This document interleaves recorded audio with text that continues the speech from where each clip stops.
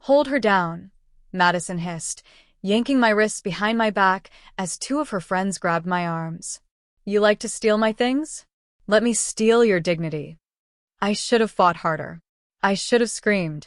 But instead I sat there, frozen, still, silent. Before we begin, drop a comment and tell us what would you do in this situation? Be honest, tell me in the comments below. We read every comment. Let's begin. The buzzing sound of the clippers echoed off the walls of our family's garage, mixing with the cruel laughter of everyone watching. Madison's boyfriend was recording it on his phone, grinning like he was filming a prank for social media. My heart wasn't pounding from fear, it was burning from betrayal. You stole my necklace, she yelled over the sound. It was Grandma's. I can't believe my own sister would do that. I looked to my dad, standing at the doorway with his arms crossed, face like stone. Not even a flicker of doubt in his eyes. Just shame. At me. I could have screamed the truth then. That she sold her own necklace a week ago to cover her impulsive shopping spree. That I'd quietly replaced it with a replica using my money just so our dad wouldn't know. That every month, I was the one paying Madison's college tuition while she partied and skipped classes. That the electric bill, groceries, her Uber charges, all quietly covered by my freelance checks. But instead, I just smiled. Not a smile of defeat, but a smile of knowing. Because humiliation can be washed off. Hair grows back. But truth? Truth doesn't stay buried forever.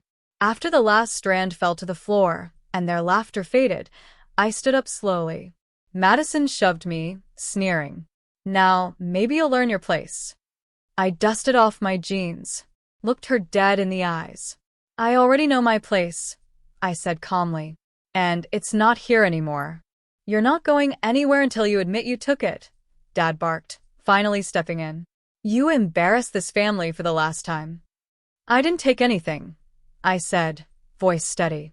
But you all just did. You took the last ounce of respect I had for you. Then get out, he roared.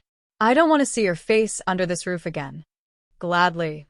I walked out that garage barefoot, bald, and betrayed. No suitcase. No phone. Just a quiet fire building inside me. They thought I was weak. They thought I'd come crawling back. But they had no idea what I was about to do. And by the time the world found out, they would be the ones begging for a seat at my table. I didn't cry that night. Not even when I walked 3 miles barefoot to the only person who never judged me, Mrs. Flynn, my old high school English teacher. She opened the door, took one look at me, and pulled me into the warmest, safest hug I'd felt in years. Oh, honey, she whispered. What did they do to you?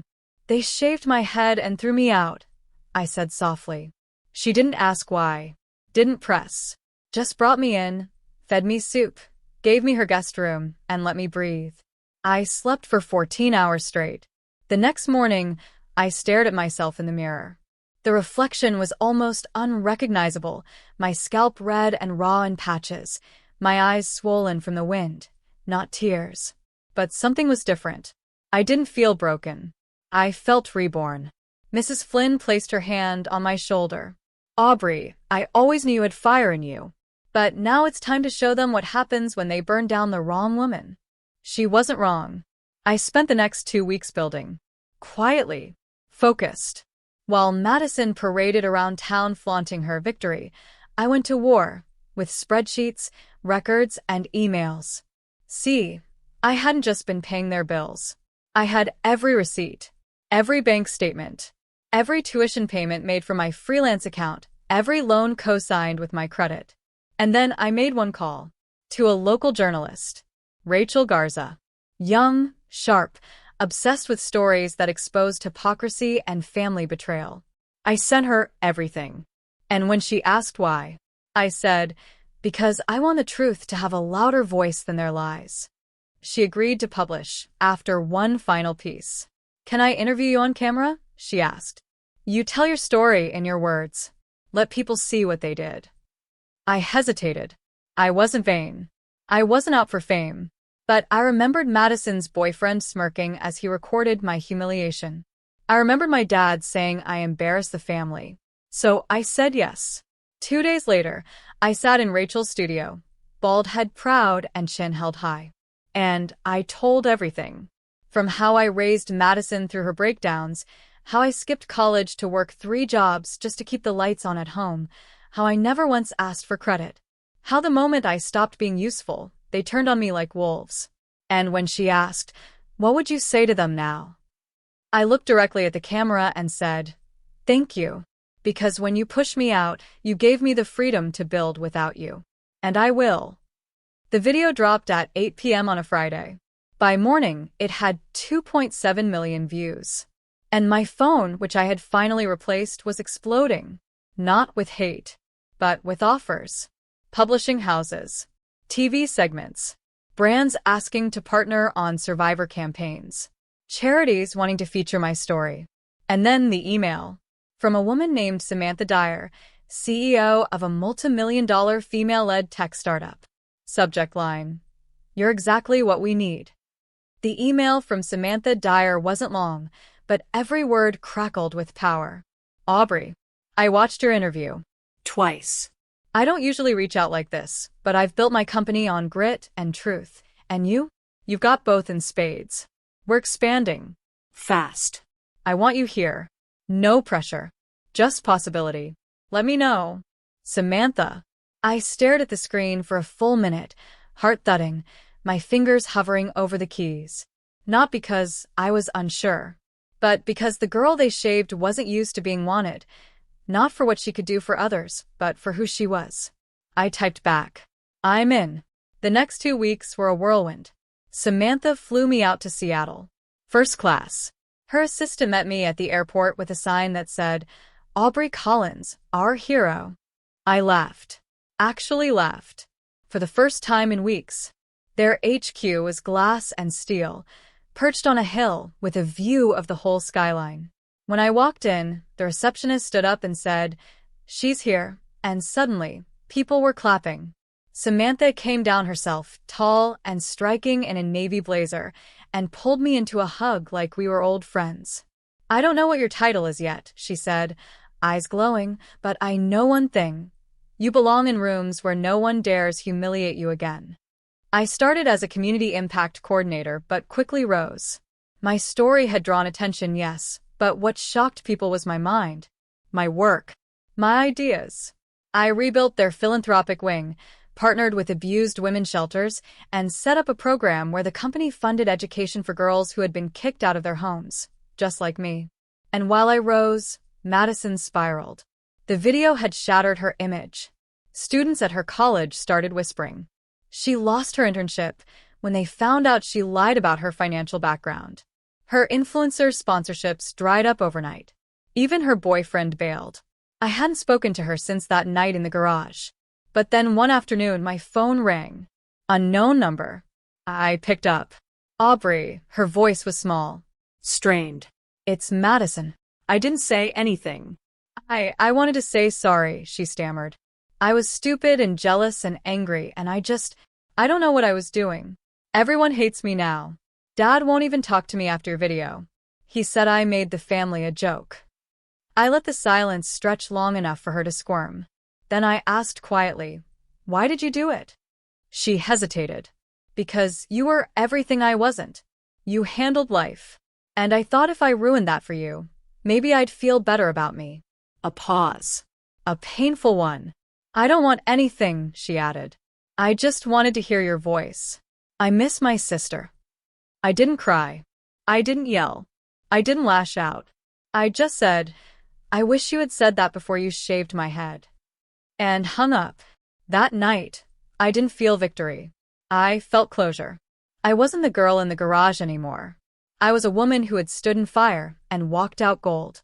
But the story wasn't over. Because the real twist? My father was next. And what he did when he found out who had been paying the mortgage on his house would shake the entire family tree. 3 months passed. 3 months of rebuilding my life brick by golden brick. I wasn't just surviving, I was thriving. My bald head grew soft new hair, but I left it cropped short, a reminder of where I came from. My wardrobe went from hand-me-downs to tailored jackets and sleek heels. I wasn't trying to impress anyone. But the girl who once walked barefoot and broken deserved to look like the woman she had become. Then one Monday morning, an email came in that made me sit up straight. Urgent.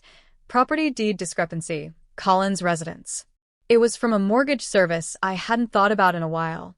Because, see, long before that humiliating night back when I was still living at home and working 3 jobs, my dad had defaulted on the mortgage, twice. He never told anyone. But I had found the foreclosure notice under a pile of junk mail. So, I paid the mortgage. Quietly. Anonymously. Every single month. I couldn't let my little sister be evicted, even if she didn't know what groceries cost.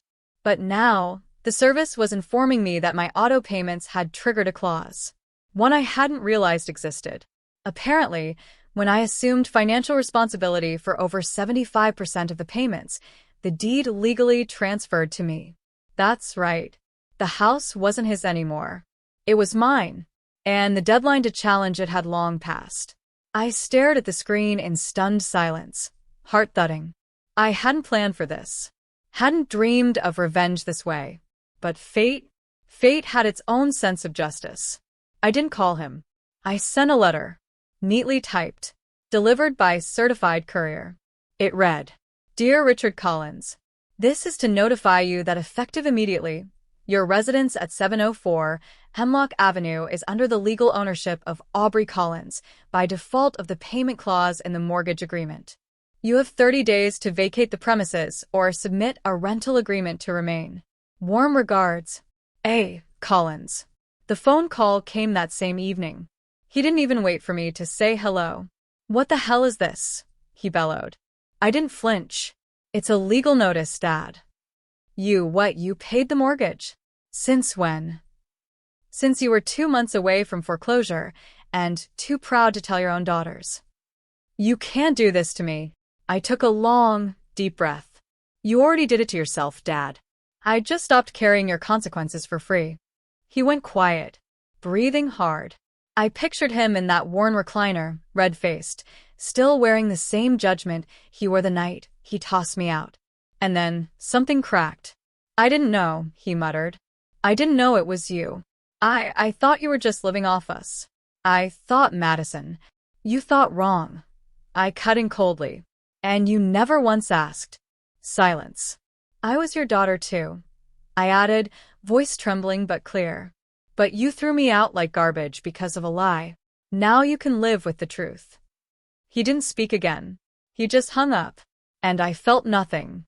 No glee. No victory dance. Just stillness. The next week, my attorney confirmed that they packed up and moved out quietly. No lawsuit. No drama.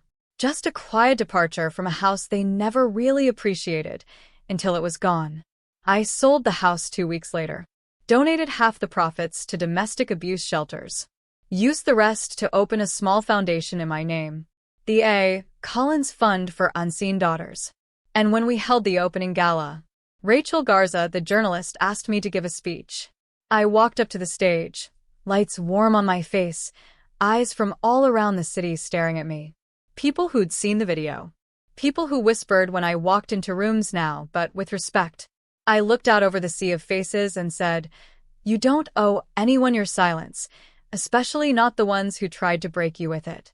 You are allowed to rise. Loudly, boldly, unapologetically. Applause thundered through the room. But I wasn't finished. Because in the back row sat a familiar figure. Hair tangled, hoodie drawn, eyes glassy. Madison. I froze when I saw her. Madison, slouched in the back, wearing the same faded hoodie I used to lend her on cold nights. She looked like a ghost of her old self. Not the glitter-drenched, selfie-taking Madison the world used to know, but a hollow version. The crowd's applause roared around me, but my world went still for a beat. I looked at her, really looked, and I remembered it all. The nights I stayed up helping her finish college assignments while she snuck out to parties. The hundreds of dollars I wired to her secretly when Dad refused to buy her textbooks. The time she had the flu, and I skipped a week of work to take care of her. And then I remembered the cold blade of the clippers against my scalp. Her laughter as she shaved me in front of her friends. The betrayal. I finished my speech with grace, shook hands with the donors, posed for photos. But when the crowd began to thin out and the lights dimmed, I walked to the back and sat beside her. She didn't look up, just stared at the glass of untouched lemonade in her hands. "I didn't think you'd come," I said softly. "I almost didn't," she whispered. "Didn't think I deserved to." A long pause. The kind that forces two people to face the space between them. "I saw the foundation name," she added, her voice cracking. "Unseen Daughters. I guess I never really saw you either." I said nothing. "I thought you'd become someone cold after everything. That you'd ruin us, post some video just to shame me. But you didn't," she said, finally glancing at me. "You built something better. Bigger. You helped people instead." Tears shimmered in her eyes, but she blinked them away. "I didn't come here to ask you for anything," she said. "Not forgiveness. Not money. I just wanted to see you once standing tall. Because I think it's the first time I've ever actually seen who you are." I let her words sink in. Because they weren't perfect. They weren't polished. But they were honest. "I'm not the same girl you shaved," I said. "But part of me still wishes my sister had stood up for me that night, not laughed." "I know," she whispered. "And I hate that I can't change it." "I do too." We sat in silence for a moment. Two women who once shared bunk beds and late-night secrets, now divided by years of resentment and hard-earned scars. Finally, she stood. "Goodbye, Aubrey," she said. "Goodbye, Madison." She walked out of the gala and into the cool night air, swallowed by the city she once thought belonged to her. And I stood there unmoved, but not unfeeling. Because healing isn't always a moment. Sometimes it's a choice made quietly, again and again. In the months that followed, the A. Collins Fund grew bigger than I ever imagined. Scholarships were awarded to girls whose families had cast them aside. Emergency grants went to women fleeing abusive homes. We partnered with shelters, schools, even local clinics. I became the face of something powerful. Not because I wanted fame, but because I understood the silence no one else did. One day, Rachel Garza messaged me again. "There's a Netflix producer who saw your speech. Wants to talk." I didn't say no. And when the series came out, The Girl They Shaved, it opened with a scene of me walking barefoot down the street that night, head held high. I watched it in a private theater with Samantha and Mrs. Flynn on either side of me. When it ended, I leaned back and smiled. Because I knew somewhere out there, a girl who'd just been cast aside, humiliated, disowned, would see this story and realize she wasn't alone. And she'd rise too. Not in revenge, but in quiet, unstoppable power. Just like I did.